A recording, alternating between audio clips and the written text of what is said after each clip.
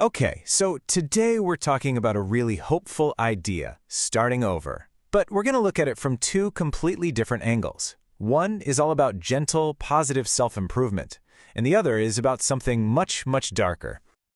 Have you ever felt this? I mean, really felt it? This question comes from a self-help podcast, and wow, does it hit a nerve. It's that nagging anxiety that you're somehow falling behind schedule. You know, like everyone else's pages ahead in the book of life and you're still stuck on the first page? It's that awful feeling of being totally out of sync.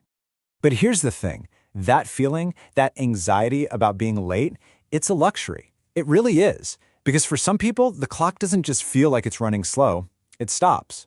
Abruptly. And that right there, that's the unsettling heart of what we're going to unpack today. So let's dive in and really contrast these two timelines, the anxiety we feel versus the absolute undeniable finality of a life cut short. The podcast has a name for this pressure, the social clock. And you know exactly what this is. It's that little voice in your head, the one that society kind of programs into us, whispering that by this age, you should have the career, you should have the house, all of it. It basically turns your life into this frantic race against a clock that isn't even real.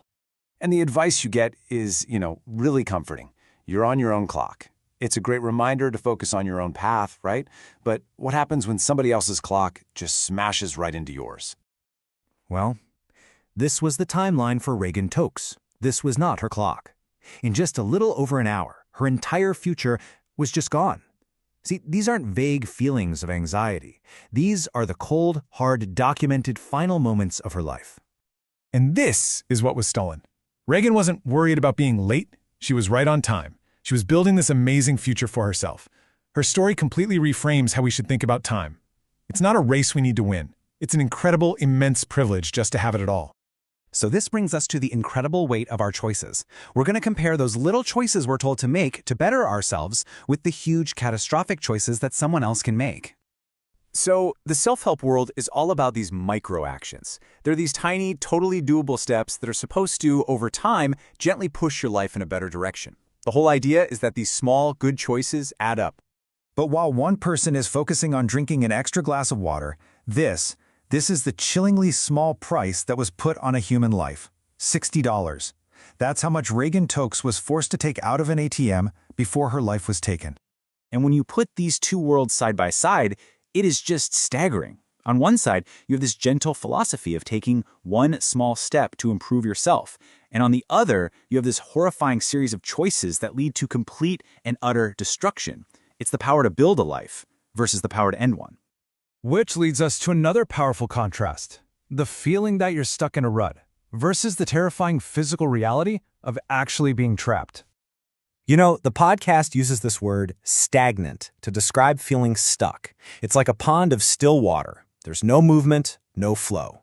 Your life just feels like it's been put on pause for a little while. And then there's this. Reagan Tokes' last words, according to her killer. This isn't feeling like you're on pause. This is being trapped, completely, with no way out. Fighting for the one thing we all take for granted every single day, just being able to live. And in a twisted way, the perpetrator's choices led to his own kind of being trapped, a life sentence, his own life's flow stopping for good, behind the walls of a prison. Okay, so now we have to zoom out, because this whole story isn't just about the choices of one person. It's also about how the systems that are supposed to protect us just completely and catastrophically failed. Just look at this timeline. It's infuriating. The perpetrator, Brian Goldsby, had a history of this exact kind of crime. He got a plea bargain, a shortened sentence, and was released. And get this, the night he murdered Reagan, he was wearing a GPS ankle monitor. The red flags weren't just there, they were screaming. The breakdown is just unbelievable. That GPS monitor, it turns out no one was actually watching it in real time. He was breaking curfew, no problem. He was even at the scene of at least 6 other armed robberies while he was on probation, and still nothing was done.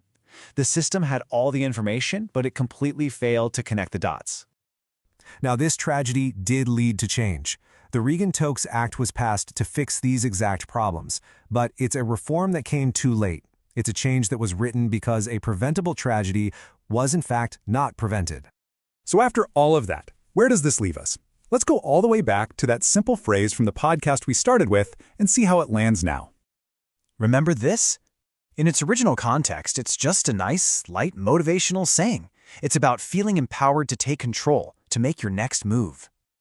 But now, after walking through this story, that simple phrase feels heavy. It's not a light little cliche anymore.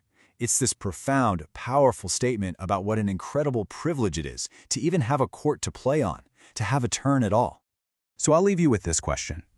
For those of us who are lucky enough to have time, to have choice, and to have the freedom to move all the things that were stolen from Regan Tokes, what do we do with that? What will you do with your turn?